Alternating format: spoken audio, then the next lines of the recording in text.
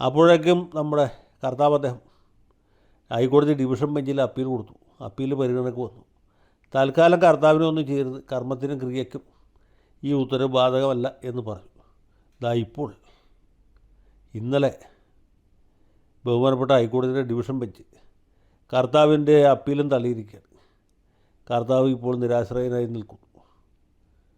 ഈ നല്ല കാലത്ത് അദ്ദേഹത്തിൻ്റെ നിന്ന് പണം മേടിച്ച ആളുകൾ ഇന്നിപ്പോൾ പുള്ളിയെ സപ്പോർട്ട് ചെയ്യാനായിട്ട് നേരിട്ട് വരില്ല.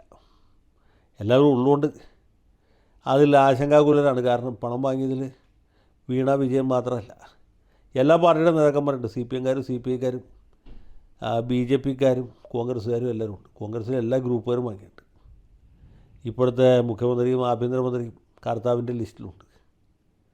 മരിച്ചുപോയവരും ജീവിച്ചിരിക്കുന്നവരുമായ ഒരുപാട് നേതാക്കന്മാർ ഈ പട്ടികയിൽ ഉൾപ്പെടുന്നുണ്ട്. വിവിധ സമുദായ സംഘടനാ നേതാക്കന്മാരുണ്ട്, ചില പത്രസ്ഥാപനങ്ങളുണ്ട്. അങ്ങനെ മൊത്തത്തിൽ ആകെ കുഴച്ചക്ക പോലെ ആയിരിക്കുകയാണ് ഈ കരിമണൽ കേസ്. അപ്പോൾ അങ്ങനെ ഒരു സാഹചര്യത്തിലാണ് ഈ ഡിവിഷൻ ബെഞ്ചിൻ്റെ വിധി വന്നിട്ടുള്ളത്. ഇനിയിപ്പോൾ പാർട്ടിക്ക് എന്ത് ചെയ്യാൻ പറ്റും? എൻഫോഴ്സ്മെൻറ്റിനെ വഴി തടഞ്ഞ പ്രശ്നം തീരില്ല. നമുക്കാകെ ചെയ്യാവുന്നത് ഒന്ന് കേന്ദ്ര ഗവൺമെൻറ്റിനെതിരായിട്ട് യുദ്ധം പ്രഖ്യാപിക്കുക, കേരളത്തെ ഒരു സ്വതന്ത്ര പരമാധികാര റിപ്പബ്ലിക്കാക്കി മാറ്റുക, എന്നിട്ട് എൻഫോഴ്സ്മെൻറ്റ് CBI മുതലായ അനാവശ്യ സാധനങ്ങളെ പുറത്താക്കുക. രണ്ടാമത്തത് കുറച്ചുകൂടി എളുപ്പമാണെന്ന് വെച്ചാൽ ഹൈക്കോടതിയാണല്ലോ ഇതിനൊക്കെ വഴിമരുന്നിട്ടത്. അതുകൊണ്ട് ഹൈക്കോടതിയിലേക്ക് ഒരു മാർച്ച് സംഘടിപ്പിക്കുക.